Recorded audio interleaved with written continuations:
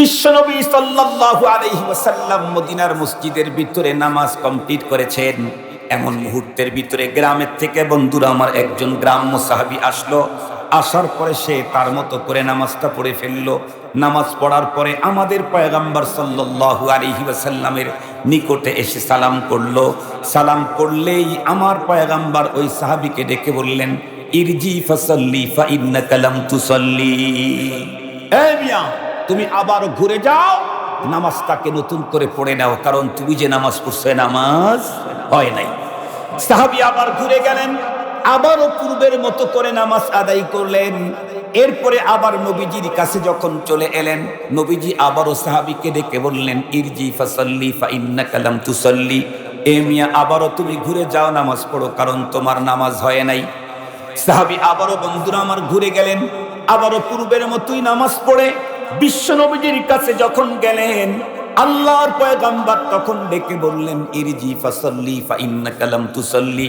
আবারও ঘুরে যাও, কারণ তোমার নামাজ হয় নাই। আমি জিজ্ঞাসা করতে চাই, এই লোকটা যে নামাজ পড়েছিল সেই নামাজে কি সে রুকু করে নাই? সে কি সিজদা করে নাই? সে কি দাঁড়ায় নাই? সে কি আল্লাহর কোরআন পড়ে নাই? সবই করেছে, কিন্তু এতক্ষণ পর্যন্ত যা করেছে সে তার নিজের মতো করেছে। এজন্য নবীজি বললেন, তোমার নামাজ হয় নাই। সাহাবী তখন ডেকে বলে, নবীজি, আমাকে যদি 1000 বার ফেরত পাঠান আর নামাজ পড়তে বলেন, আমি তো ওই পদ্ধতি পড়ব, কারণ এই পদ্ধতি ছাড়া আমার তো আর কোনো পদ্ধতি জানা নাই। বিশ্ব নবীজি তখন তাকে নামাজ পড়লেন, তার সামনে নামাজ পড়লেন, পড়ায় দেখায় দিলেন। এরপরে পয়গম্বর ডেকে বললেন, সল্লু কামা রাআইতুমুনি উসাল্লি। তুমি বই দেখে দেখে নামাজ পড়বা, আমল হবে না, বরং আমলের প্রশিক্ষণটাও নিতে হবে উলামায়ে কেরামের নিকট থেকে। কথা বলেন, কথা বলেন। আমরা তো চ্যালেঞ্জ করে বলতে পারি, এখানে হাজার হাজার শ্রোতা এসেছেন, অনেক মুরব্বী এমন আছেন যেই মুরব্বী 70 বছর হয় এ পর্যন্ত নামাজ নষ্ট হয় না। শেষ রাত্রে সবার আগে মহল্লার ভিতরে আপনি ঘুম থেকে ওঠেন, আপনি প্রথমে মহল্লার লোক দেখতে আসসালাতু খায়রুম মিনান নাওমের ধ্বনি দিতে দিতে মসজিদের দিকে যান। মসজিদের সুইচটা আপনি প্রথমে দেন, লাইটটা জ্বালান, দরজাটা আপনি খোলেন, ফজরের সালাতের আজান আপনি দেন, ঝাড়ুটা আপনি দেন। 70 বছর পর্যন্ত আপনার নামাজ নাগা নাই, অনুপস্থিত নাই, কিন্তু 70 বছরে যত হাজার নামাজ পড়েছেন, জীবনের একটা রুকুও এখন রাসূলুল্লাহর রুকুর মতো হয় নাই। এরকম হাজার হাজার মুসল্লি আছে, জীবনে কোটি কোটি সেজদা দিয়েছে, কিন্তু একটা সেজদাও নবী মুহাম্মদুর রাসূলুল্লাহর সেজদার মতো হয় নাই। কেন হয় নাই? কারণ ওই যে বই পড়ে পড়ে ছোট্টবেলায় দাদা আর বাবার সাথে মসজিদে যাওয়া শুরু করে দিয়েছে।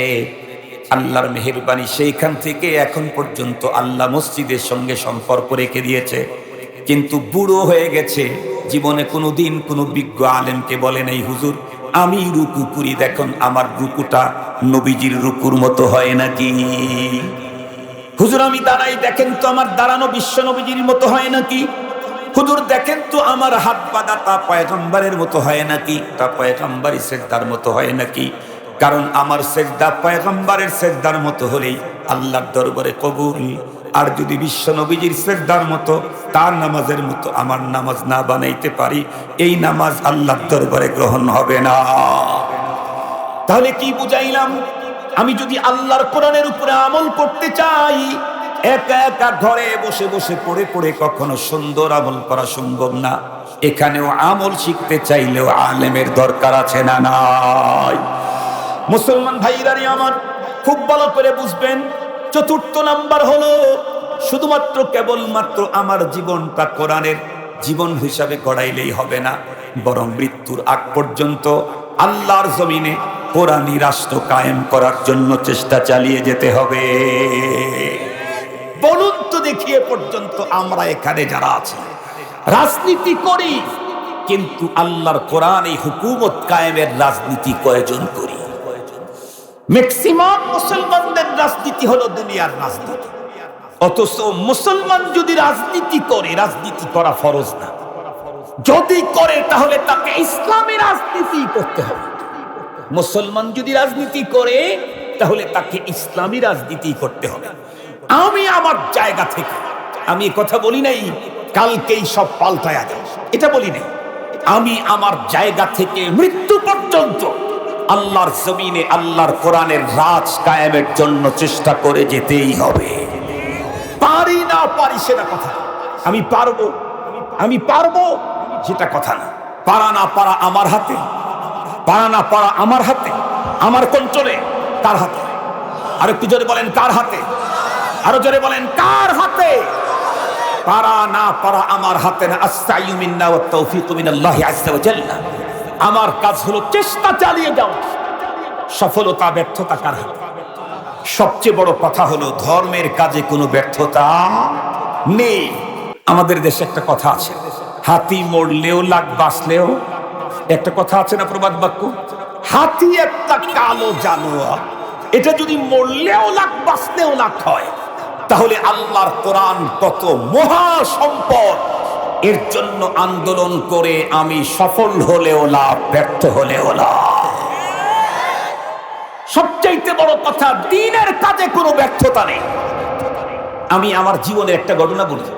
আমি যদি একদিন দ্বীনি প্রতিষ্ঠান কবরস্থানের খেদমত যদি একদিন করতে পারি, একদিনের নেকি আল্লাহ আমাকে দিবেন। 1 মাস করতে পারি, 1 মাসের নেকি আমাকে দিবেন। তা চালিয়ে যেতে হবে, আল্লাহর জমিনে আল্লাহর কোরআনের রাজ কায়েম করব। এই চিন্তা চেষ্টা আমার ভিতরে থাকতে হবে। আমি পাই আর না পাই, ইয়া বামুরা ইয়া নায়াবাম জস্ত জুই মি কুনাব হাসিল আয়াদ ইয়া নায়ায়াদ আরজুয়ে মি কুনাম। পাই না পাই, সারা জীবন চেষ্টা চালিয়ে যেতে হবে।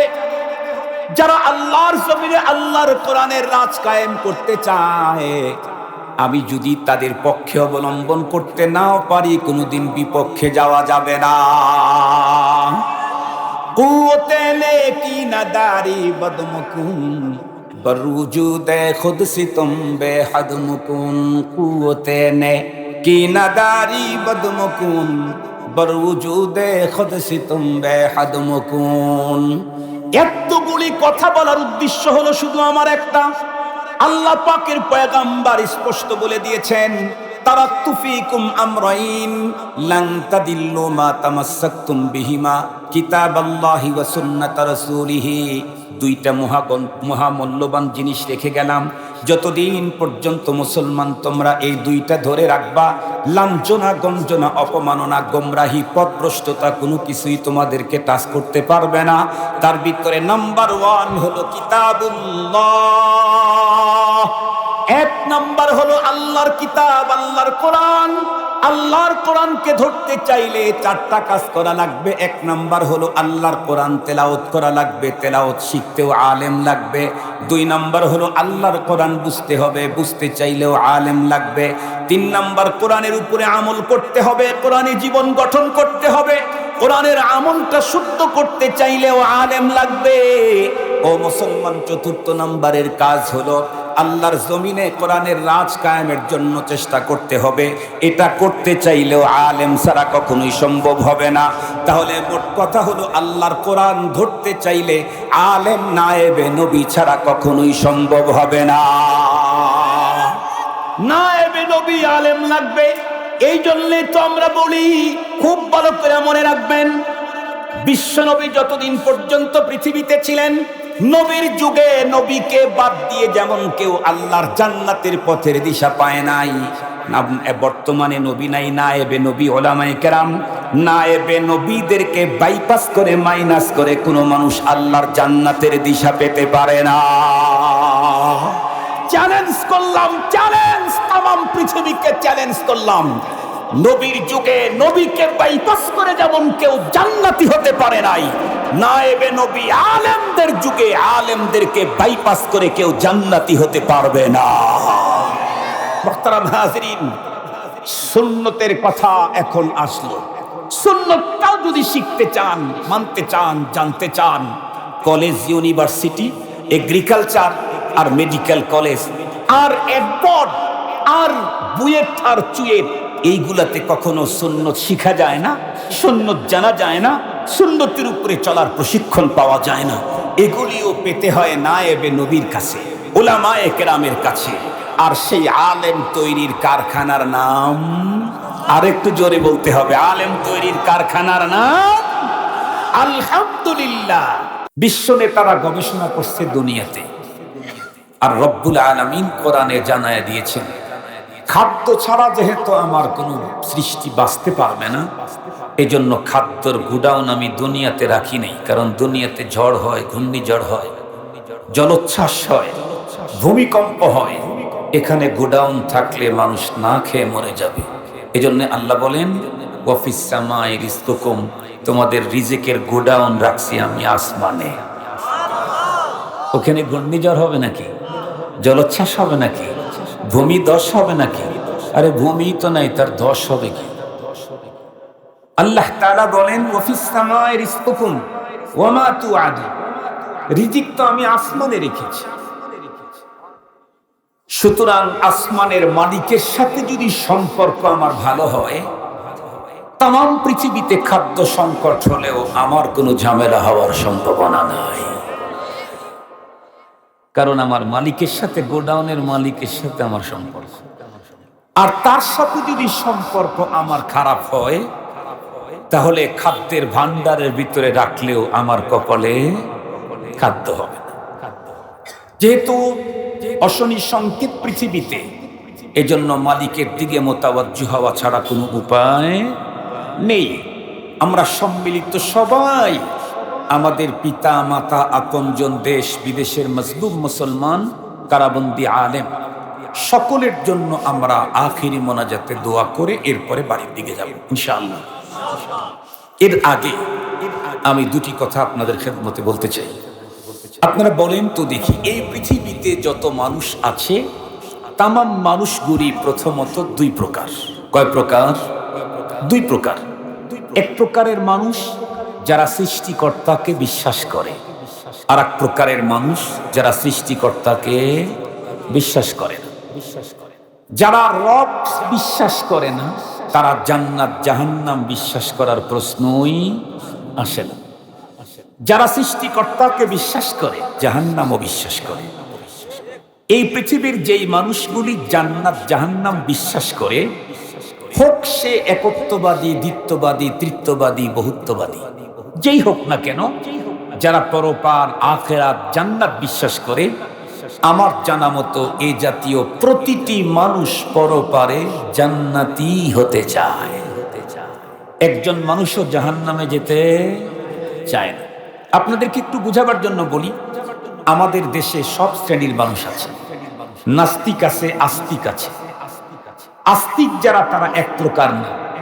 যারা সৃষ্টিকর্তাকে মানে তাদেরকে আস্তিক বলে। আস্তিক কয়েক প্রকার, কেউ একত্ববাদ, কেউ দ্বিত্ববাদ, কেউ তৃত্ববাদ, কেউ বহুত্ববাদ। কেউ সৃষ্টিকর্তা একজন মানে, যেমন আমরা। কেউ দুইজন মানে, কেউ তিনজনকে রব মানে, কেউ অনেকজনকে প্রতিমা পূজক হিসেবে গ্রহণ করেছে, যেমন আমার দেশের হিন্দুরা। আপনারা লক্ষ্য করে দেখছেন, হিন্দুরা পরপারে স্বর্গ নরককে বিশ্বাস করে। জান্নাত জাহান্নামের কথা বলতেছি, স্বর্গ এবং নরককে বিশ্বাস করে। আপনাদের বাড়ির পাশে হিন্দু আছে কি? দেখছেন আপনারা? হিন্দু যত আপনজনই হোক, যত সুন্দর চেহারার অধিকারী হোক, এই মানুষটা মরে যাওয়ার পরে তাদের ধর্মীয় সিস্টেম কি? একে চিতায় নিয়ে পোড়ায় দেয়। কেন চিতায় নিয়ে পোড়ায় কেন? কারণ হিন্দুদের ধর্মীয় বিশ্বাস, আকীদা এবং সংস্কৃতি হলো, একজন মানুষ জীবন চলার পথে, জীবনের বাঁকে বাঁকে, ফাঁকে ফাঁকে সৃষ্টিকর্তার সাথে অনেক ভুল বেয়াদবি অপরাধ হয়েই থাকে। এতগুলি ভুল বেয়াদবি অপরাধ নিয়ে যদি পরপারে মালিকের সামনে দাঁড়ায়, তাহলে তাকে নরকে যেতে হবে। কিন্তু ওনারা নরকে যেতে রাজি নেই। এজন্য ওনারা দুনিয়াতেই সিস্টেম আবিষ্কার করেছে, আগুন দিয়ে পোড়ায়া সব অপরাধ থেকে মুক্ত করে স্বর্গে পাঠাইয়া দেয়। কথা কি বুঝাইতে পারছি আপনাদেরকে? এটা হলো তাদের ধর্মীয় বিশ্বাস, তাদের ধর্মের সিস্টেম। তাহলে হিন্দুরা আগুনে পুড়ে হলেও কোথায় যেতে চায়? আরে আল্লাহ আওয়াজ করেন না। আগুনে পোড়ায়া হলেও কোথায় যেতে চায়? স্বর্গে যেতে চায়, হিন্দুরাও কেউ নরকে যেতে চায় না। তাহলে আমরা যারা মুসলমান, আমরা কি কেউ জাহান্নামে যেতে চাবো নাকি? কখনোই না। আমরা তো জান্নাতে যেতেই যাবো, এটাই স্বাভাবিক। কিন্তু আপনারা বলুন তো দেখি, জান্নাতে যেতে চাইলেই কি যাওয়া যাবে না? যে কোনো জিনিস পেতে চাইলে ওই জিনিস অর্জন করার কিছু সিস্টেম, কিছু পদ্ধতি, কিছু ফর্মুলা, কিছু নিয়ম নীতি আছে। এই পৃথিবীর মানুষ আল্লাহ পাকের জান্নাত যদি পেতে চায়, আল্লাহ পাকের জান্নাত যদি পেতে চায়, খুব ভালো করে বুঝবেন, জাহান্নাম থেকে যদি মুক্তি পেতে চায়, এহকালে যদি শান্তিতে থাকতে চায়, আল্লাহর আযাব গজব থেকে মুক্ত থাকতে চায়, পরপারে যদি মুক্তি চায়, জাহান্নাম থেকে বাঁচতে চায়, তাহলে কোরআন হাদিস মন্থন করে দেখেন, তাদের জন্য দুইটা জিনিস। কয়টা জিনিস? মাত্র দুইটা জিনিস কেউ অর্জন করলেই দুনিয়াতে শান্তি, পরপারে মুক্তি হয়ে যাবে। সেই দুইটা জিনিসের নাম্বার 1 হলো আল্লাহর কোরআন। কথা বলেন, প্রথমটা কি? এই পৃথিবীর যেই মানুষটাই জান্নাতে যেতে চাবে, তার জন্য কোরআন ছাড়া জান্নাতে যাওয়ার কোনো পথ, কোরআনকে বাইপাস করে, মাইনাস করে পৃথিবীর কোনো একজনও কখনোই আল্লাহর জান্নাতে যেতে পারে না। কোরআন আমাকে ধরতেই হবে, কোরআন আমাকে ধরতেই হবে। মুহতারাম হাজিরিন, তো কোরআন যে আমি ধরবো, কোরআন ধরার অর্থ কি? এই যে এখানে কোরআন শরীফ আছে, এটা আমি হাতে ধরলাম, তাতে কোরআন ধরা হয়ে গেল? কোরআনটাকে আমি হাতে নিয়ে চুমু খেলাম, তাতে কি কোরআন ধরা হয়ে গেল? আরো জোরে বলেন। দুইটা জিনিস দুনিয়াতে লাগবেই, একটা হলো কোরআন আর একটা হলো সুন্নাহ। মনে থাকবে তো? এই দুই পুঁজি যার আছে, সেই লোকটা মরতে দেরি, আল্লাহ পাক তাকে জান্নাতে রিসিভ করতে দেরি করবে না। তাহলে আমাদের জন্য দুইটাই দরকার। নাম্বার 1 হলো কোরআন। কোরআনকে ধরতে হবে, ধরতে যে হবে মজবুত করে ধরতে হবে। হাদিসে পাকের মধ্যে রাসূল করিম সাল্লাল্লাহু আলাইহি ওয়াসাল্লাম বলেন, আদ্দু আলাইহা বিন নওয়াজিস। কোরআন সুন্নাহকে ধরতে হবে মাড়ির দাঁত দিয়ে, শক্ত করে। সামনের দাঁত দিয়ে ধরতে বলেন নাই। কেন? সামনের দাঁত দিয়ে যদি কেউ কিছু ধরে আর একজন যদি টানতে থাকে, তাহলে হয় দাঁত ভেঙে যাবে, না হয় ছেড়ে দিতে বাধ্য হবে। কিন্তু মাড়ির দাঁত দিয়ে যদি কেউ কিছু ধরে আর একজন টানতে থাকলে, টানতে টানতে ও ছিটকে পড়ে যাবে, কিন্তু মাড়ির দাঁত যেটা ধরে ওটা ছাড়া জানে না। তো আল্লাহ পাক বললেন, আল্লাহ পাকের রাসূল বললেন, কোরআন ধরতে হবে মাড়ির দাঁত দিয়ে শক্ত করে। কেন বললেন? কারণ এই পৃথিবীর যেই মানুষটাই কোরআন ধরতে যাবে, তাকে আল্লাহর কোরআন থেকে দূরে সরাবার জন্য হাজার ষড়যন্ত্র তৈরি হবে। তুফান আসবে, সাইক্লোন আসবে, ঘূর্ণিঝড় আসবে কোরআন থেকে আমাকে বিচ্ছিন্ন করবার জন্য। কিন্তু খবরদার, জীবন চলে গেলেও যেতে পারে, কিন্তু কোরআন ছাড়া। একটু জোরে বলেন, কোরআন ছাড়া। কারণ আমি কোরআন ছাড়া হয়ে গেলে আমি আর জান্নাতের চেহারা কোনোদিন দেখার সম্ভাবনা নেই। মুসলমান ভাইরা, আমার কথা দিল দিয়া বুঝবেন। তাহলে এতক্ষণ পর্যন্ত আলোচনার দ্বারায় একটা কথা তো আমরা বুঝলাম, পৃথিবীর যে কোনো একজন মানুষ যদি এহকালীন শান্তি, পরকালীন মুক্তি নিশ্চিত করতে চায়, তথা আল্লাহর জান্নাত যদি চায়, তাহলে তার জন্য দুইটা জিনিস অপরিহার্য কর্তব্য। তার ভিতরে 1 নাম্বার হলো আল্লাহর কোরআন। আল্লাহর কোরআন ধরার অর্থ কি? আল্লাহর কোরআন ধরার অর্থ কি? এই বর্তমান পৃথিবীর সবচাইতে লেটেস্ট উন্নত ছাপানো কোরআনের একটা কপি, যার দাম 10 লক্ষ টাকা, আমি খরিদ করে নিয়ে আসলাম, ঘরের ভিতরে ঢুকায় রাখলাম, শোকেসের ভিতরে সংরক্ষণ করলাম, সকাল বিকাল একটু তেলাওয়াত করলাম, বুকের সঙ্গে জড়াইলাম, আর আমি চুমু খেলাম, কপালের সঙ্গে লাগাইলাম। তাহলেই কি কোরআনে পাক ধরা হয়ে গেল? না। কোরআনে পাককে ধরতে চাইলে 4 কাজ করতে হবে। কয় কাজ? 4টা কাজ যে করতে পারবে সে কোরআনকে পরিপূর্ণ ধরেছে। নাম্বার 1, আল্লাহর কোরআন পড়তে হবে। নাম্বার 2, আল্লাহর কোরআন বুঝতে হবে। নাম্বার 3, কোরআনের জীবন গড়তে হবে। নাম্বার 4, কোরআনের রাজ কায়েমের জন্য মৃত্যু পর্যন্ত চেষ্টা চালিয়ে যেতে হবে। মনে থাকবে তো আপনাদের? কোরআনকে কমপ্লিট ধরছে কোন ব্যক্তি? যে ব্যক্তি আল্লাহর কোরআন পড়ে, আল্লাহর কোরআন বুঝে, আল্লাহর কোরআনের জীবন গড়ে, আর কোরআনের রাজ কায়েমের জন্য মৃত্যু পর্যন্ত চেষ্টা চালিয়ে যায়, সে হলো আল্লাহর কোরআনকে পুরাপুরি ধরেছে। মুসলমান ভাইরানি আমার খুব ভালো করে বুঝবেন। তাহলে পৃথিবীর কোনো একজন মানুষও যদি জান্নাতে যেতে চায়, নারী হোক আর পুরুষ হোক, এদেশের হোক আর বিদেশের হোক, যে দেশেরই হোক না কেন, তার জন্য দুইটা জিনিস প্রয়োজন। নাম্বার 1 কোরআন, আর কোরআনুল কারীমকে ধরতে চাইলে 4 জিনিস লাগবে। তার ভিতরে প্রথম যেটা লাগবে সেটা হলো কোরআনে পাকের তিলাওয়াত। কোরআন পড়তে হবে। আমি জিজ্ঞেস করতে চাই, পড়াপড়ি তো কয়েক প্রকার হয়, কোরআনে পাকের তিলাওয়াত 4 প্রকারের হয়। কয় প্রকার? প্রথম হলো শুদ্ধ, আর একটা হলো অশুদ্ধ। কয়টা হলো তাহলে বলেন? 2টা। অশুদ্ধ কোরআন যদি কেউ পড়ে, তাহলে তার জন্য ফতুয়া কি? আমি আমার ফতুয়া বলছি না, বিশ্বনবী জনাবে মুহাম্মদুর রাসূলুল্লাহ সাল্লাল্লাহু আলাইহি ওয়াসাল্লাম ইরশাদ করেছেন, রুব্বা কারিন ইয়াকরাউল কুরআন ওয়াল কুরআনু ইয়ালআনুহু। এই পৃথিবীর বহু কোরআনের পাঠক এমন আছে যারা আল্লাহর কোরআন পড়ে অন্তরের ভিতরে বিশাল বড় আশা বেঁধে, যাতে করে কোরআন পরপারে তার পক্ষে আল্লাহর আদালতে সাক্ষী হয়ে যায়। কিন্তু নবীজি বলেন, সে কোরআনুল কারীমকে সিরিয়াস ভুল পড়ার কারণে কোরআন পরপারে তার পক্ষে সাক্ষী দিবে তো দূরের কথা, কোরআন পাঠ করার সঙ্গে সঙ্গে কোরআন সাথে সাথে পাঠকের উপরে অভিশাপ করতে থাকে। কোরআন পড়লেই নাকি হয় না, কোরআন পড়লেই নাকি হয় না। আল্লাহ পাকের কোরআনে আল্লাহ সিস্টেম দিয়েছেন। আল্লাহ বলেন, ওয়ারাত্তিলিল কুরআনা তারতিলা।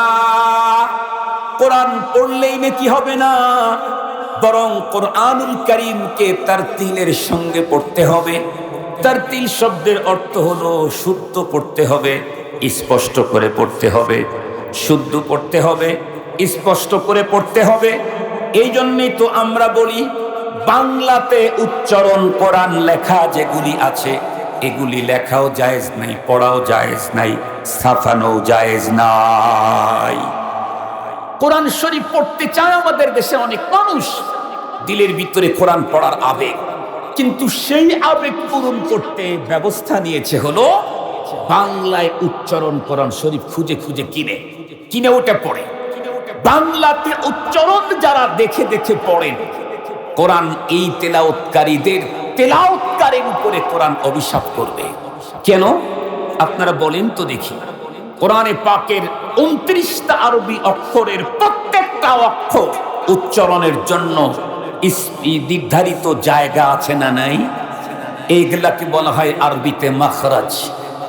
আরবি অক্ষরগুলি, কোরআনের অক্ষরগুলি নির্ধারিত মাখরাজ থেকে উচ্চারণ করা ফরজ। ওযুর কোনো একটা ফরজ বাদ গেলে যেমন ওই ওযু হয় না, নামাজের কোনো একটা ফরজ বাদ গেলে যেমন ওই নামাজ হয় না, কোরআন তেলাওয়াতের ফরজ মাখরাজ থেকে অক্ষর উচ্চারণ করা। মাখরাজ থেকে অক্ষর উচ্চারণ না করলে কোরআনে পাকের তেলাওয়াত হয় না, বরং উল্টা কোরআন অভিশাপ করতে থাকবে তেলাওয়াতকারী। এখন আপনি বলুন, জিম, জা, দাল এইগুলিকে তার ব্যবধান করে উচ্চারণ করার মতো বাংলাতে কোন অক্ষর আছে? আইন, হামজা, এই দুইটাকে পার্থক্য করে পড়ার মতো আর বাংলাতে কোন অক্ষর আছে? কথা বলেন না কেন? সদ, সিন, এই দুইটাকে পার্থক্য করে পড়ার মতো বাংলাতে কোন অক্ষর আছে? কথা বলেন না কেন ভাই? কফ, কাফ, এই দুইটাকে তারতম্য করে উচ্চারণ করার মতো কোরআনে বাংলাতে কোন অক্ষর আছে? নেই। তার মানে বাংলা উচ্চারণ কোরআন পড়ার অর্থই হলো নিশ্চিত ভুল পড়া, আর নিশ্চিত ভুল পড়ার চাইতে না পড়া ভালো। আমাদের দেশে একটা কথা আছে না, কি না না, নাই মামার চাইতে কানা মামা ভালো না। গুতাই না গরুর চাইতে খালি গোয়াল ভালো, এই জাতীয় একটা কথা আছে না নাই? গুতানি গরুর চাইতে খালি গোয়াল ভালো। এখানে নাই মামার চাইতে কানা মামা ভালো না। আপনি যদি পড়েন কমপক্ষে শুদ্ধ পড়তে হবে। পড়াপড়ি হয় 3 প্রকার 4 প্রকার। একটা হলো অশুদ্ধ, আর একটা শুদ্ধ, আর একটা বিশুদ্ধ, আর একটা কিছু শুদ্ধ কিছু বিশুদ্ধ।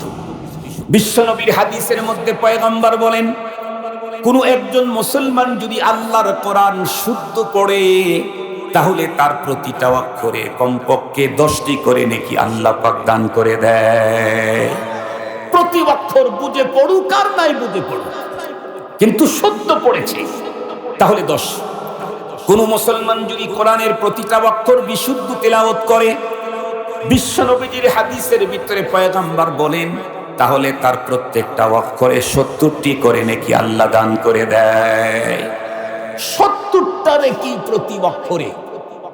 আর কোন মুসলমান যদি কোরআন তেলাওয়াত করতে কিছু শব্দ বিশুদ্ধ উচ্চারণ করলো আর কিছু শব্দ শুদ্ধ উচ্চারণ করলো, আল্লাহর পয়গম্বর বলেন এই জাতীয় তেলাওয়াতকারীকে প্রতিটা অক্ষরে 40টা করে নেকি দান করা হয়। 40 নেকি দান করা হয়, কিছু শুদ্ধ কিছু বিশুদ্ধ, টোটাল বিশুদ্ধ প্রতি অক্ষরে 70 নেকি। শুদ্ধ শুধু পড়েছে তাহলে 10 নেকি, অশুদ্ধ পড়েছে তো কোরআন পাল্টা তেলাওয়াতকারীর উপরে অভিশাপ করতে থাকে। আমি আপনাদেরকে জিজ্ঞেস করতে চাই, এই পৃথিবীতে আল্লাহর কোরআন ধরতে সর্বপ্রথম যেই কাজটা দরকার সেটা হলো তিলাওয়াত। এই তিলাওয়াতটা কোনো মানুষ নিজে ঘরে একা একা বসে বসে শুদ্ধ করতে পারবে কি? কশ্চিনকালেও সম্ভব কি? আর একটু জোরে বলেন। বরং শুদ্ধ করতে চাইলে কোথায় যেতে হবে? কথা বলেন। মাদ্রাসায় যেতে হবে, হাফেজের কাছে যেতে হবে, আলেমের কাছে যেতে হবে, কারির কাছে যেতে হবে। কোন দেশের কারির কাছে যাবেন? বর্তমান পৃথিবীতে তাম দুনিয়ার ভিতরে কোরআনে পাকের শুদ্ধ তেলাওয়াত এবং ইন্টারন্যাশনাল হিফজুল কোরআন প্রতিযোগিতায় বাংলাদেশ 12 বছর আগের থেকে নাম্বার 1, নাম্বার 2 আর নাম্বার 3 হয়ে আসতেছে। এই তো কিছুদিন আগেই বাংলার 2 সন্তান পৃথিবীর মানচিত্রে বাংলার লাল সবুজের পতাকাকে উড্ডীন করেছে, উঁচু করেছে। খেলতে গিয়া না, নাচ দেখাইতে গিয়া না, গান গেয়ে না, আল্লাহর জমিনে আল্লাহর কোরআন তেলাওয়াত করে। কিছুদিন আগে তাকরিম বিশ্বের ভিতরে 111টা রাষ্ট্রের মধ্যে নাম্বার 1 হয়েছে। সরকার তাকে সংবর্ধনা দিয়েছে। এরপরে আমাদের সিরাজগঞ্জের সন্তান রাহাত, ও আবার 117টা রাষ্ট্রের ভিতরে নাম্বার 1 হয়েছে, নাম্বার 3 হয়েছে। সুবহানাল্লাহ বলবেন না যে?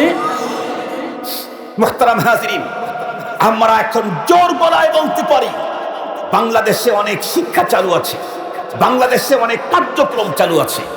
সরকারের কোটি কোটি টাকা ব্যয় হচ্ছে এই শিক্ষা এবং কার্যক্রমের পিছনে।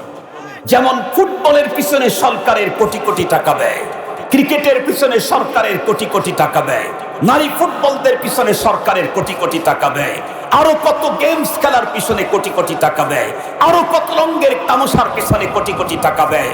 আজ পর্যন্ত রাষ্ট্রীয় কোটি কোটি টাকা ব্যয় করে বিশ্বের ভিতরে চ্যাম্পিয়নশিপ কেউ আনতে পারে নাই। পক্ষান্তরে কওমি মাদ্রাসা হেফজখানা অবহেলিত, তাম দুনিয়াতে চ্যাম্পিয়নশিপ তারাই নিয়ে আসছে। মুহতারাম হাজিরিন, তাম দুনিয়াতে নাম্বার 1 হওয়ার মর্যাদা হাফেজে কোরআনের। কথা বলেন না কেন? নাজমুস সাকিব, জাকারিয়া সহ আরো অনেকে তাম পৃথিবীর ভিতরে নাম্বার 1 হওয়ার মর্যাদা এই হাফেজি মাদ্রাসার ছাত্রদের। আলহামদুলিল্লাহ, শুনলে অবাক হবে। কিছুক্ষণ পরে আমি ধীরে ধীরে আপনাদের সামনে আজকের পৃথিবীর রিপোর্ট পেশ করব ইনশাআল্লাহ।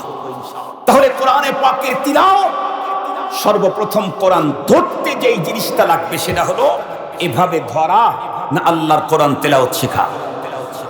এই কোরআন তেলাওয়াত শিখতে চাইলে পৃথিবীর কোথায় হবে? একটু জোরে বলেন না। কাদের কাছে? কথা বলেন। হাফেজ, আলেম, কারি। হাফেজ, আলেম, কারি। তাহলে আমি যেহেতু কোরআন ছাড়া জান্নাতি হতে পারবো না, আর কোরআন ধরতে চাইলে যেহেতু আলেম ছাড়া ধরা সম্ভব না, তাহলে কোনো মুসলমান জীবনেও কোনোদিন আলেমের বিপক্ষে যেতে পারে না। আলেমের বিপক্ষে যাওয়ার অর্থই হলো যেই ডালের উপরে দাঁড়িয়ে আছে সেই ডালটাই কেটে দেওয়া। কথা বুঝেন নাই? যেই ডাল ধরে দাঁড়িয়ে আছে, বসে আছে, সেই ডালটা কেটে দেওয়া। এটা যেমন বেয়াকুফ, নাদান আর মূর্খের কাজ, তার চাইতে বড় নাদান হলো আল্লাহর কোরআন ছাড়া আমি জান্নাতে যেতে পারবো না, আর আল্লাহর কোরআন ধরতে আলেম ছাড়া সম্ভব না, সেই আলেমের বিরুদ্ধে অবস্থান করা সবচাইতে বড় নাদানি আর মূর্খতা। মুসলমান ভাইরানি আমার কথা ভালো করে বুঝবেন। তাহলে আল্লাহর কোরআন ধরতে চাইলে নাম্বারে 1 তিলাওয়াত করতে হবে। সেই তেলাওয়াত শিখতে চাইলে আলেম, হাফেজ আর কারি ছাড়া সম্ভব না। এবারে আসুন, আল্লাহর কোরআন দ্বিতীয় নাম্বারে হলো আল্লাহর কোরআন বুঝতে হবে। এখন জিজ্ঞাসা করি, আল্লাহর কোরআন যদি কেউ বুঝতে চায় সে কিভাবে বুঝবে? খুব ভালো করে বুঝবেন। বর্তমান আমাদের বাংলাদেশে আল্লাহর কোরআন বোঝার জন্য 2টা পদ্ধতি বর্তমান আছে। একটা পদ্ধতি হলো আমি বাংলাতে এক্সপার্ট, ইংরেজিতে এক্সপার্ট, উর্দুতে মাহের, আরবিতে বহুত বড় দক্ষ, আর মার্কেটের ভিতরে, বাজারের ভিতরে আরবিতে কোরআনের তর্জমা আছে, কোরআনে পাকের তাফসীর আছে, উর্দুতে তর্জমা তাফসীর আছে, বাংলাতে তর্জমা তাফসীর আছে, ইংরেজিতেও কোরআনে পাকের তর্জমা তাফসীর আছে। আমি যেহেতু বাংলা বুঝি, ইংরেজি বুঝি, উর্দু বুঝি, ফার্সি বুঝি, আরবি বুঝি, সুতরাং বাজার থেকে এই কিতাবগুলি কিনে কিনে আমি আল্লাহর কোরআন বুঝবো। এটা একটা পদ্ধতি। আর একটা পদ্ধতি হলো না না না, আমি শুধু কিতাব কিনে ঘরের ভিতরে সোফার উপরে বসে বসে আল্লাহর কোরআন বুঝবো না, বরং আল্লাহর কোরআন যারা বুঝেছে উলামায়ে কেরাম, তাদের কাছে গিয়ে আল্লাহর কোরআনের বুঝ নেব। পথ হলো 2টা, কিন্তু এই 2 পথের মধ্যে প্রথম পদ্ধতি সিরিয়াস ঝুঁকিপূর্ণ। প্রথম পদ্ধতি সিরিয়াস ঝুঁকিপূর্ণ, ভালো করে বুঝবেন, নরমাল কথা বলছি না। অনেকেই আছে আমার দেশের ভিতরে অনেক বড় শিক্ষিত, ইংরেজিতে এক্সপার্ট, উর্দুতে দক্ষ, বাংলাতেও এক্সপার্ট, আরবিতে বড় মাহের। সে বাজার থেকে তাফসীরুল কোরআন কিনলো, বুখারী শরীফের ব্যাখ্যা গ্রন্থ কিনলো, কিনে ঘরের ভিতরে একা একা বসে বসে পড়া শুরু করে দিল। এই পদ্ধতিতে কোরআনের পাক বুঝতে চাইলে লাইনচ্যুত হওয়া, অ্যাক্সিডেন্ট হওয়ার সম্ভাবনা 90% উপরে। যদি বলেন কেমনে, তাহলে আমি আপনাদেরকে ছোট্ট একটা মিসাল দিই। আমাদের দেশে মেডিকেল কলেজ আছে না? আমাদের দেশে মেডিকেল কলেজ আছে। মেডিকেল কলেজের ভিতরে যেই বইগুলা পড়ানো হয়, ইংরেজি অথবা বাংলা, এই বইগুলা তো আসমান থেকে নাজিল হয়েছে। কারা তৈরি করছে? কথা বলেন। মানুষ তৈরি করছে, ডাক্তার, মেডিকেল সায়েন্সের বড় বড় হোতারা তৈরি করেছে। মেডিকেল সায়েন্সের যত বই, একটাও আসমানি কিতাব, সব মানুষের তৈরি করা। মানুষের তৈরি করা মেডিকেল সায়েন্সের বইগুলি মেডিকেল কলেজে ভর্তি হইতে 15-16 লাখ টাকা লাগে, 20 লাখ টাকা লাগে। একজন ইংরেজিতে এক্সপার্ট, সে যদি মনে করে 20 লাখ টাকা দিয়ে আমি কেন কলেজে, মেডিকেল কলেজে ভর্তি হব, আমি তো ইংরেজিতে এক্সপার্ট, আর মেডিকেল কলেজের বইগুলা হলো ইংরেজিতেই লেখা, এই জন্য উনি নিজে ঘরের মধ্যে একা একা পড়ে পড়ে সব বই মুখস্থ করলো, পৃষ্ঠা নাম্বার সহ। এখন বলেন তো দেখি, উনি এখন কয় নাম্বারের চিকিৎসক হবেন? কথা বলেন কেন? চিকিৎসা করার অনুমতি দিবে সরকার, ডাক্তার তার নামের শুরুতে লেখার অনুমতি দিবে সরকার। যদি কখনো ডাক্তার লেখে, তাহলে যদি র্যাবের হাতে পড়ে তাহলে সব বন্ধ। বরং মেডিকেল কলেজের সিস্টেম কি? মেডিকেল কলেজে একজন মানুষ চিকিৎসা হওয়ার জন্য সিস্টেম হলো মেডিকেল কলেজে ভর্তি হয়, ডাক্তারের অধীনে থেকে 4 বছর 6 বছরের MBBS কোর্স কমপ্লিট করে, এরপরেও 6 বছরের কোর্স কমপ্লিট করে ফাইনাল পরীক্ষাতে সারা বাংলাদেশে নাম্বার 1 ফার্স্ট ক্লাস পাস হয়েছে। এরপরেও কি এই ছেলেটা প্রেসক্রিপশন করতে পারে? কি করা লাগে? ইন্টার্নি করা লাগে। 6 বছর পর্যন্ত ডাক্তারের অধীনে থেকে এই মেডিকেল কলেজের থিওরি পড়েছে, ইঞ্জিনিয়ার পড়ায় নাই। এরপরেও প্রেসক্রিপশন করতে চাইলে ইন্টারনি করতে হয়, ডাক্তারের সহবতে থেকে প্র্যাকটিক্যালি ওগুলা শিখে নিতে হয়, নাইলে প্রেসক্রিপশন করার অনুমতি নাই। কেন? কারণ প্র্যাকটিক্যালি যদি আরেকজন ডাক্তারের কাছ থেকে হাতে কলমে এটার শিক্ষা না নেয়, ওর প্রেসক্রিপশনের দ্বারায় রোগী সারার চাইতে মরার সিরিয়াল বড় হবে। মানুষের তৈরি করা মেডিকেল সায়েন্সের বই, মেডিকেল কলেজে ডাক্তারের কাছে 6 বছর পর্যন্ত পড়ার পরেও যদি ইন্টার্নি করা ছাড়া যদি প্রেসক্রিপশন করলে তার প্রেসক্রিপশনে রোগী সারার চাইতে মরার সংখ্যা বাড়ে। আল্লাহর কোরআন তো দুনিয়ার কোন মানুষের তৈরি করা না, বরং কার? এই আল্লাহর কোরআন কেউ যদি ঘরের ভিতরে বসে ইংরেজি, উর্দু আর বাংলা তাফসীর পড়ে পড়ে যদি ধর্মীয় প্রেসক্রিপশন করে, মনে রাখবেন ওর প্রেসক্রিপশনের দ্বারায় মানুষ হেদায়েত পাওয়ার চাইতে গোমরা হওয়ার সিরিয়াল বেড়ে যাবে। এজন্য কোরআনে পাক বুঝতে চাইলে সবচাইতে নিরাপদ অরিজিনাল পদ্ধতি হলো সাহাবায়ে কিরাম নবীজির কাছে থেকে থেকে এরপরে কোরআন বুঝেছেন, তাবেঈন সাহাবীদের কাছে থেকে থেকে উস্তাদের মাধ্যমে বুঝেছেন। আমরাও আমাদের উস্তাদের কাছে 24 ঘন্টা সময় লাগিয়ে বুঝেছি। পৃথিবীর কেউ যদি আল্লাহর কোরআন বুঝতে চায়, তাহলে হক্কানি আলেম, এক্সপার্ট, দক্ষ বিদগ্ধ প্রজ্ঞাময় আলেমের কাছে গিয়ে তার কাছ থেকে আল্লাহর কোরআন বুঝতে হবে। তাহলে কোরআন ধরতে দ্বিতীয় পদক্ষেপ হলো কোরআন বোঝা। এইটা কাজ করতে গেলেও কাকে লাগবে? একটু কথা বলেন না কেন? আরো জোরে বলেন, কি লাগবে? আলেম লাগবে। সুতরাং কোন মুমিন মুসলমান কখন আলেম বিরোধী হতে পারে না। কোন মুমিন মুসলমান আলেম বিরোধী হওয়ার কোনো সুযোগ নাই। মুসলমান ভাইরা আমার খুব ভালো করে বুঝবেন। এরপরে 3 নম্বরে হলো আল্লাহর কোরআনের উপরে আমল করতে হবে। কোরআনী জীবন গঠন করতে যদি কোনো ব্যক্তি চায়, তাহলে বন্ধুরা আমার এই জন্যও কোনো আহলুল্লাহ হক্কানি আলেমের কাছে গিয়ে আমলের প্রশিক্ষণ দিতে হবে। এই জন্যই তো আমাদের পয়গম্বর বলেন, আপনারা প্রত্যেকেরই জানা আছে, বিশ্বনবী সাল্লাল্লাহু আলাইহি ওয়াসাল্লাম মদিনার মসজিদের ভিতরে নামাজ কমপ্লিট করেছেন। এমন মুহূর্তের ভিতরে গ্রামের থেকে বন্ধুরা আমার একজন গ্রাম্য সাহাবী আসলো। আসার পরে সে তার মতো করে নামাজটা পড়ে ফেললো। নামাজ পড়ার পরে আমাদের পয়গম্বর সাল্লাল্লাহু আলাইহি ওয়াসাল্লামের নিকটে এসে সালাম করলো। সালাম করলেই আমার পয়গম্বর ওই সাহাবীকে ডেকে বললেন, ইরজি ফাসাল্লি ফা ইন্নাকা লাম তুসাল্লি। এই মিয়া, তুমি আবার ঘুরে যাও, নামাজটাকে নতুন করে পড়ে নাও, কারণ তুমি যে নামাজ পড়ছো নামাজ হয় নাই।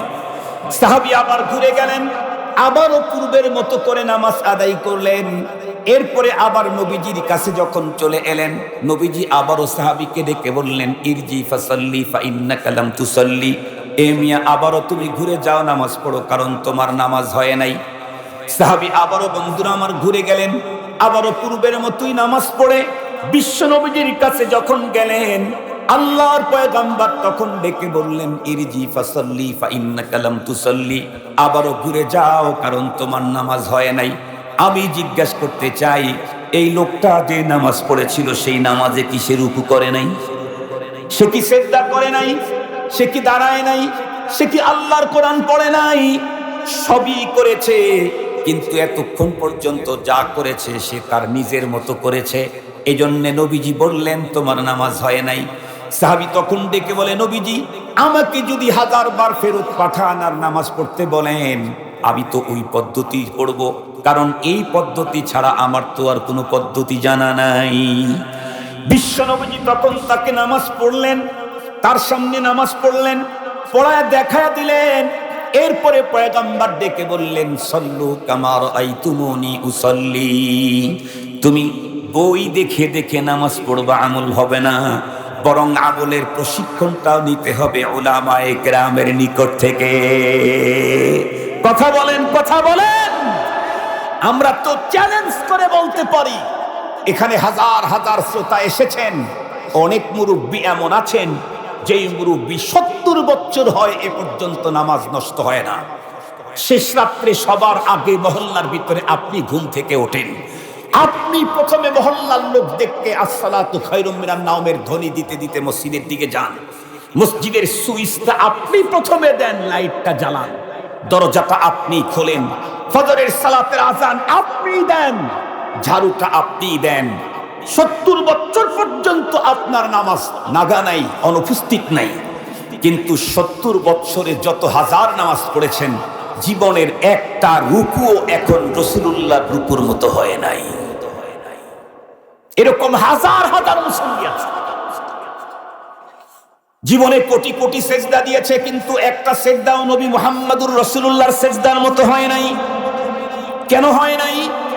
কারণ ওই যে বই পড়ে পড়ে ছোট্টবেলায় দাদা আর বাবার সাথে মসজিদে যাওয়া শুরু করে দিয়েছে, আল্লাহর মেহেরবানি সেইখান থেকে এখন পর্যন্ত আল্লাহ মসজিদের সঙ্গে সম্পর্ক রেখে দিয়েছে।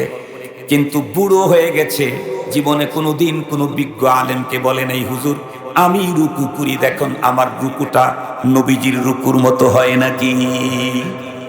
হুজুর আমি দাঁড়াই, দেখেন তো আমার দাঁড়ানো বিশ্ব নবীজির মতো হয় নাকি। হুজুর দেখেন তো আমার হাত বাঁধাটা পয়গম্বরের মতো হয় নাকি, তা পয়গম্বরের সেজদার মতো হয় নাকি। কারণ আমার সেজদা পয়গম্বরের সেজদার মতো হলেই আল্লাহর দরবারে কবুল, আর যদি বিশ্ব নবীজির সেজদার মতো তার নামাজের মতো আমার নামাজ না বানাইতে পারি, এই নামাজ আল্লাহর দরবারে গ্রহণ হবে না। তাহলে কি বুঝাইলাম? আমি যদি আল্লাহর কোরআনের উপরে আমল করতে চাই, একা একা ঘরে বসে বসে পড়ে পড়ে কখনো সুন্দর আমল করা সম্ভব না। এখানেও আমল শিখতে চাইলেও আলেমের দরকার আছে না নাই? মুসলমান ভাইরানি আমার, খুব ভালো করে বুঝবেন। চতুর্থ নাম্বার হলো শুধুমাত্র কেবলমাত্র আমার জীবনটা কোরআনের জীবন হিসাবে গড়াইলেই হবে না, বরং মৃত্যুর আগ পর্যন্ত আল্লাহর জমিনে কোরআনী রাষ্ট্র কায়েম করার জন্য চেষ্টা চালিয়ে যেতে হবে। বলুন তো দেখিয়ে পর্যন্ত আমরা এখানে যারা আছি রাজনীতি করি, কিন্তু আল্লাহর কোরআন এই হুকুমত কায়েমের রাজনীতি কয়জন করি? ম্যাক্সিমাম মুসলমানদের রাজনীতি হলো দুনিয়ার রাজনীতি। অথচ মুসলমান যদি রাজনীতি করে, রাজনীতি করা ফরজ না, যদি করে তাহলে তাকে ইসলামী রাজনীতি করতে হবে। মুসলমান যদি রাজনীতি করে তাহলে তাকে ইসলামী রাজনীতি করতে হবে। আমি আমার জায়গা থেকে, আমি কথা বলি নাই কালকেই সব পাল্টায়া দেব, এটা বলি নাই।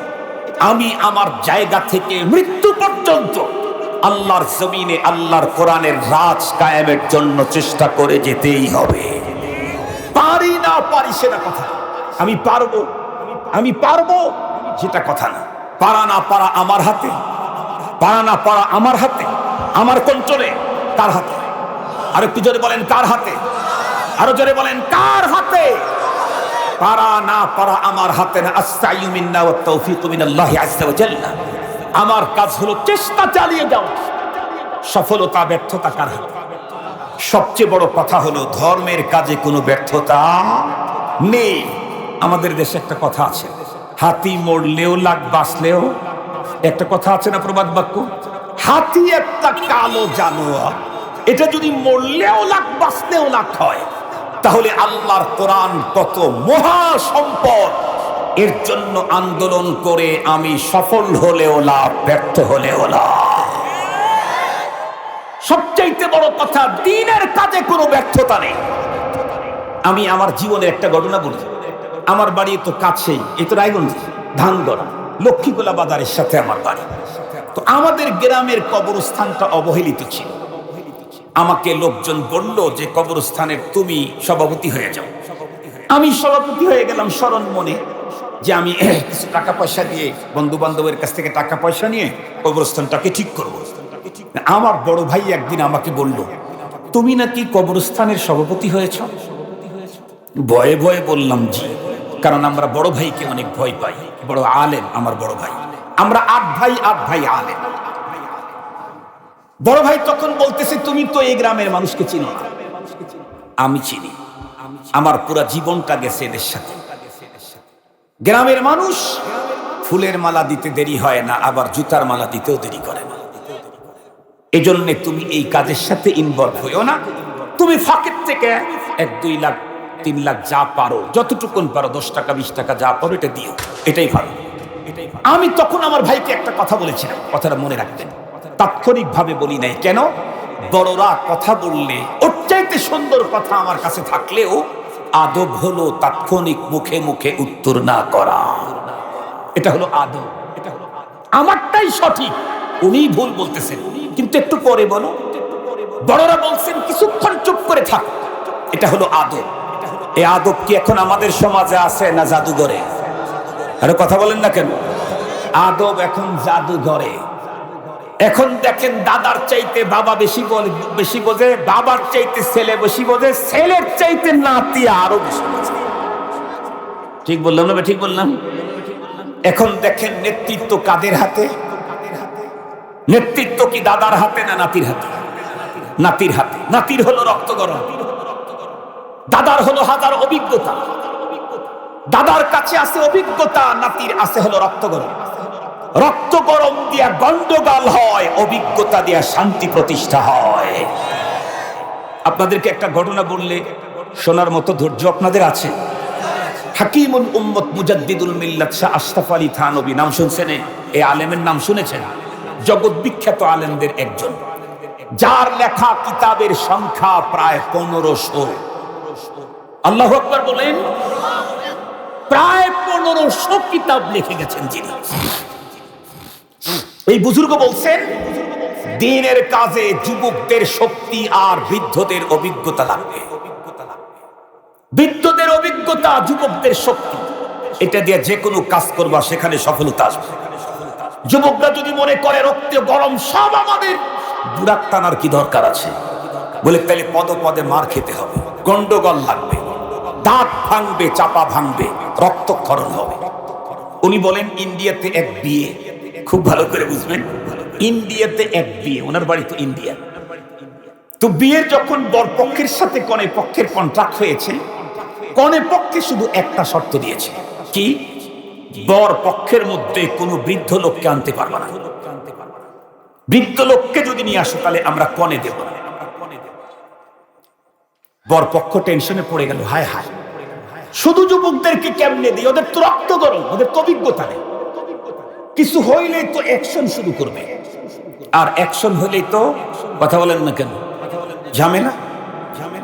শেষ পর্যন্ত বর পক্ষের লোকেরা বসে সিদ্ধান্ত নিল একজন বৃদ্ধকে নিতেই হবে, কিন্তু এই বিয়ের গ্যালারিতে ঢুকতে দিবে না, কমিউনিটি সেন্টারে ঢুকতে দিবে না, বিয়ের স্টেজের ভিতরে ঢুকতে দিবে না।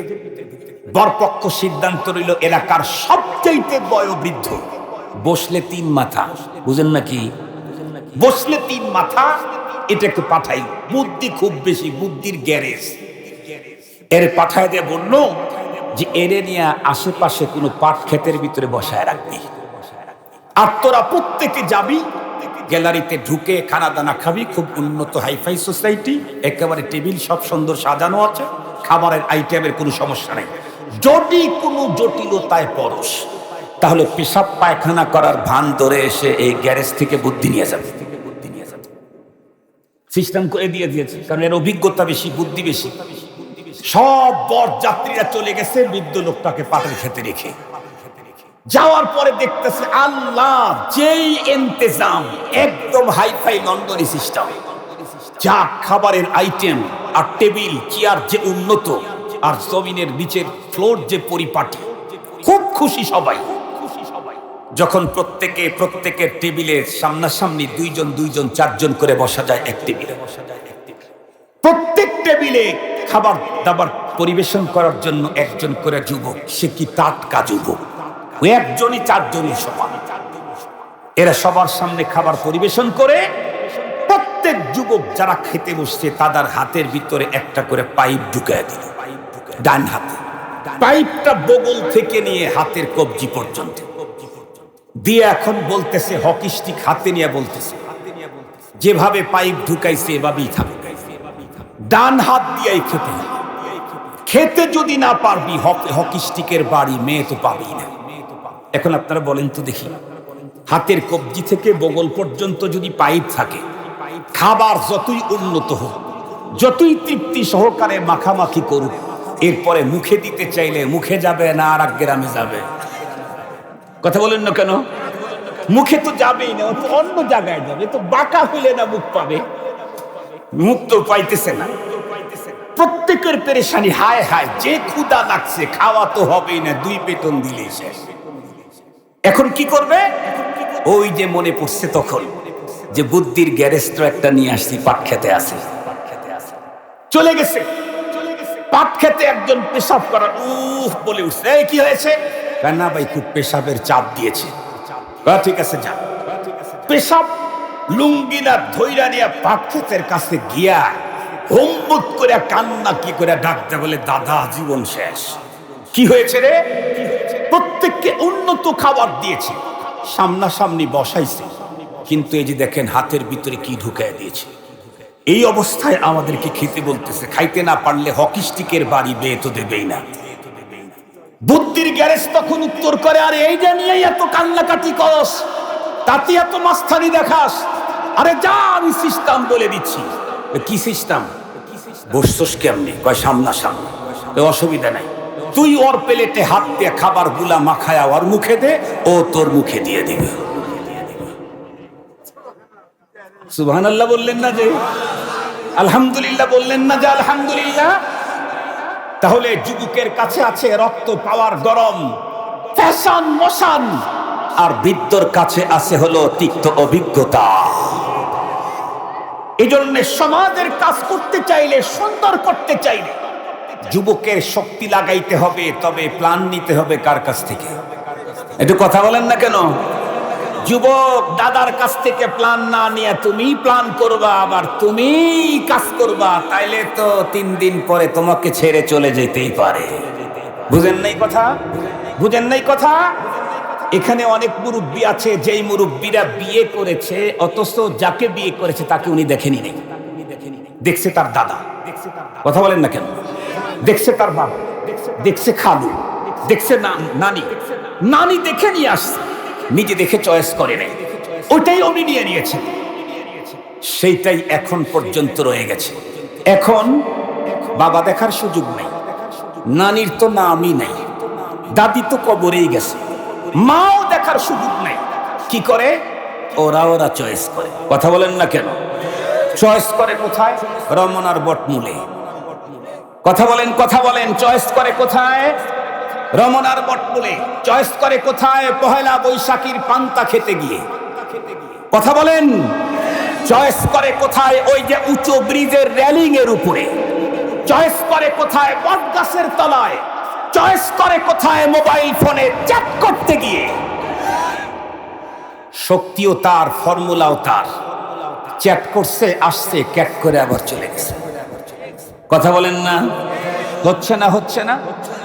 এই জন্যে যুবক এখন সিস্টেম চেঞ্জ হয়ে গেছে, অশান্তি ঘরে ঘরে ঢুকে পড়েছে। আমাকে ভাই যখন বললেন তুমি গ্রামের মানুষকে চিনো না, তুমি এই কাজটা করো, পরবর্তীতে আমি ভাইকে বললাম, ভাই আমি তো নেতৃত্ব নেওয়ার জন্য যাই নাই, কারণ আল্লাহ পাক আমাকে যে মাকাম দান করছে তাতে আমার গ্রামের কবরস্থান কেন, বাংলাদেশের সব কবরস্থানের সভাপতি বানাইলে তার চাইতে বড় পাওয়ার আল্লাহ চেয়ার আমাকে দিয়েছেন। বাংলাদেশের কওমি অঙ্গনের সব বক্তাদের সভাপতি আমি, সারা বাংলাদেশ। এখানে মরা কবরস্থানের মরা মানুষের সভাপতি হলে অবস্থা, জিন্দাগুলার সভাপতি আমি গেছি। কেন? আমি জানি দ্বীনের কাজে কোনো ব্যর্থতা নাই। আমি যদি একদিন দ্বীনি প্রতিষ্ঠান কবরস্থানের খেদমত যদি একদিন করতে পারি, একদিনের নেকি আল্লাহ আমাকে দিবেন। 1 মাস করতে পারি, 1 মাসের নেকি আমাকে দিবেন। তা চালিয়ে যেতে হবে, আল্লাহর জমিনে আল্লাহর কোরআনের রাজ কায়েম করব। এই চিন্তা চেষ্টা আমার ভিতরে থাকতে হবে। আমি পাই আর না পাই, ইয়া বামুরায়া নায়া বাম জস্ত জুই মি কুনাব হাসিল আয়াদ ইয়া নায়ায়াদ আরজুয়ে মি কুনাম। পাই না পাই, সারা জীবন চেষ্টা চালিয়ে যেতে হবে। যারা আল্লাহর জমিনে আল্লাহর কোরআনের রাজ কায়েম করতে চায়, আমি যদি তাদের পক্ষে অবলম্বন করতে নাও পারি, কোনোদিন বিপক্ষে যাওয়া যাবে না। কুওতে নেকি নাদারি বদমকুন বরুজুদে খুদ সিতম বেহদ মুকুন। কুওতে নেকি নাদারি বদমকুন বরউজুদে খুদ সিতুম বেহাদ মুকুন। এতগুলি কথা বলার উদ্দেশ্য হলো শুধু আমার একটা, আল্লাহ পাকের পয়গম্বর স্পষ্ট বলে দিয়েছেন, তারাকতু ফীকুম আমরাইন লান তাদিল্লু মা তামাসসাকতুম বিহিমা কিতাবাল্লাহি ওয়া সুন্নাত রাসূলিহি। দুইটা মহামূল্যবান জিনিস রেখে গেলাম, যতদিন পর্যন্ত মুসলমান তোমরা এই দুইটা ধরে রাখবা, লাঞ্ছনা, গঞ্জনা, অপমাননা, গোমরাহি, পথভ্রষ্টতা কোনো কিছুই তোমাদেরকে টাচ করতে পারবে না। তার ভিতরে নাম্বার 1 হলো কিতাবুল্লাহ। এক নাম্বার হলো আল্লাহর কিতাব, আল্লাহর কোরআন। আল্লাহর কোরআনকে ধরতে চাইলে 4টা কাজ করা লাগবে। এক নাম্বার হলো আল্লাহর কোরআন তেলাওয়াত করা লাগবে, তেলাওয়াত শিখতেও আলেম লাগবে। 2 নাম্বার হলো আল্লাহর কোরআন বুঝতে হবে, বুঝতে চাইলেও আলেম লাগবে। 3 নাম্বার কোরআনের উপরে আমল করতে হবে, কোরআনে জীবন গঠন করতে হবে। কোরআনের আমলটা শুদ্ধ করতে চাইলেও আলেম লাগবে। ও মুসলমান, 4র্থ নাম্বারের কাজ হলো আল্লাহর জমিনে কোরআনের রাজ কায়েমের জন্য চেষ্টা করতে হবে। এটা করতে চাইলেও আলেম ছাড়া কখনোই সম্ভব হবে না। তাহলে মোট কথা হলো আল্লাহর কোরআন ধরতে চাইলে আলেম নায়েবে নবী ছাড়া কখনোই সম্ভব হবে না। নায়েবে নবী আলেম লাগবে। এই জন্যই তো আমরা বলি, খুব ভালো করে মনে রাখবেন, বিশ্বনবী যতদিন পর্যন্ত পৃথিবীতে ছিলেন, নবীর যুগে নবীকে বাদ দিয়ে যেমন কেউ আল্লাহর জান্নাতের পথের দিশা পায় নাই, বর্তমানে নবী নাই, নায়েবে নবী ওলামায়ে কেরাম। নায়েবে নবীদেরকে বাইপাস করে, মাইনাস করে কোনো মানুষ আল্লাহর জান্নাতের দিশা পেতে পারে না। চ্যালেঞ্জ করলাম, চ্যালেঞ্জ, তামাম পৃথিবীকে চ্যালেঞ্জ করলাম। নবীর যুগে নবীকে বাইপাস করে যেমন কেউ জান্নাতি হতে পারে নাই, নায়েবে নবী আলেমদের যুগে আলেমদেরকে বাইপাস করে কেউ জান্নাতি হতে পারবে না। মুহতারাম হাজিরিন, সুন্নতের কথা এখন আসলো। সুন্নতটাও যদি শিখতে চান, মানতে চান, জানতে চান, কলেজ, ইউনিভার্সিটি, এগ্রিকালচার আর মেডিকেল কলেজ আর এডবর্ড আর বুয়েট আর চুয়েট, এইগুলাতে কখনো সুন্নত শিখা যায় না, সুন্নত জানা যায় না, সুন্নতের উপরে চলার প্রশিক্ষণ পাওয়া যায় না। এগুলিও পেতে হয় নায়েবে নবীর কাছে, উলামায়ে কেরামের কাছে। আর সেই আলেম তৈরির কারখানার নাম, আর একটু জোরে বলতে হবে, আলেম তৈরির কারখানার নাম আলহামদুলিল্লাহ। আপনাদের নসিব কত ভালো, আপনাদের বাড়ির কাছে আলেম তৈরির কারখানা আপনারা তৈরি করেছেন। আলহামদুলিল্লাহ বলেন, আলহামদুলিল্লাহ বলেন। কোরআনে পাকের তিলাওয়াত যখন হয়, যেই জায়গায় হয়, ডাইরেক্ট আল্লাহ পাকের আরশ থেকে সেখানে নূর আসতে থাকে, আল্লাহর আরশ থেকে নূর আসতে থাকে। মাদ্রাসার ভিতরে 24 ঘন্টার অধিকাংশ সময় কোরআনে পাকের তিলাওয়াত হয়। হিফজখানা হলে তো 24 ঘন্টার ভিতরে মিনিমাম 18 ঘন্টা কোরআনে পাকের তিলাওয়াত হয়। এরপরে কিছু টাইম তখনও কেউ না কেউ পড়তে থাকে। তার মানে এই মহল্লার সাথে আল্লাহর আরশের সম্পর্ক 24 ঘন্টাই আছে। আল্লাহু আকবার বলেন। আপনিও এই সিস্টেম আপনার ঘরে করতে পারেন। আপনার ঘরে কোরআন তেলাওয়াত চালু রাখেন, আপনার ঘরে আল্লাহর আরশ থেকে নূর ঢুকবে। কোন জায়গায় যখন হাদিস পড়া হয়, নবীজির হাদিস, মদিনাতুল মুনাওয়ারা থেকে ওই জায়গায় নূর আসতে থাকে। সুবহানাল্লাহ বলেন। এখানে তো আলহামদুলিল্লাহ কোরআনে পাকের দর্স হচ্ছে, হেদায়েতের নাহু পর্যন্ত মাদ্রাসা আছে সম্ভবত। আর একটু অগ্রসর হলেই বুখারী শরীফের আওয়াজ এখান থেকে বের হবে। মদিনার রওজায়ে আতহার থেকে নূর গান্দাইল কওমি মাদ্রাসা পর্যন্ত আসতে থাকবে। এটা আপনারা চান না ইনশাআল্লাহ? আপনারা চান না ইনশাআল্লাহ? জীবদ্দশায় দেখে যেতে চান? কে কে হাত তোলেন। জীবদ্দশায় দেখে যেতে চান?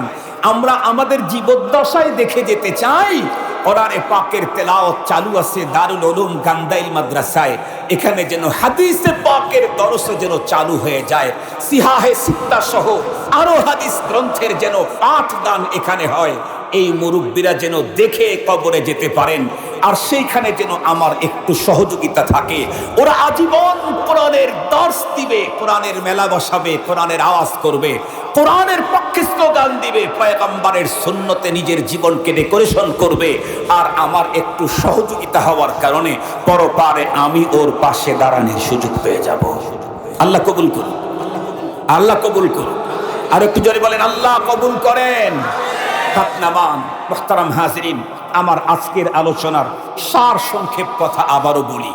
পৃথিবীর প্রতিটি মানুষ যারা পরপারকে বিশ্বাস করে কোথায় যেতে চায়? আর একটু জোরে বলেন। জান্নাতে যেতে চাইলেই হবে না কিছু নিয়ম মানতে হবে? জান্নাতে যেতে চাইলে যে নিয়মটা মানতে হবে সেটা কি? জান্নাতে যেতে চাইলে দুইটা পুঁজি লাগবে, দুইটা জিনিস লাগবে। একটা লাগবে কি? কোরআন, আর একটা লাগবে সুন্নাহ। কোরআন আর সুন্নাহ এই দুইটা ছাড়া আল্লাহর জান্নাতে যাওয়া হবে না। সেই কোরআন কারীমকে ধরতে চাইলে আমাকে আলেমের দরকার, আর সেই আলেম তৈরি হয় এই মাদ্রাসায়। যতদিন পর্যন্ত মাদ্রাসা থাকবে ততদিন পর্যন্ত পৃথিবীর মানুষকে জান্নাতের পথ দেখানোর মানুষ থাকবে। যখন মাদ্রাসা বন্ধ হয়ে যাবে তখন দুনিয়ার মানুষকে আর জান্নাতের পথ দেখাবার কেউ থাকবে না। এজন্য আসুন আমরা এই মাদ্রাসাগুলি দিল থেকে মোহাব্বত করি, এর জন্য সহযোগিতা করি।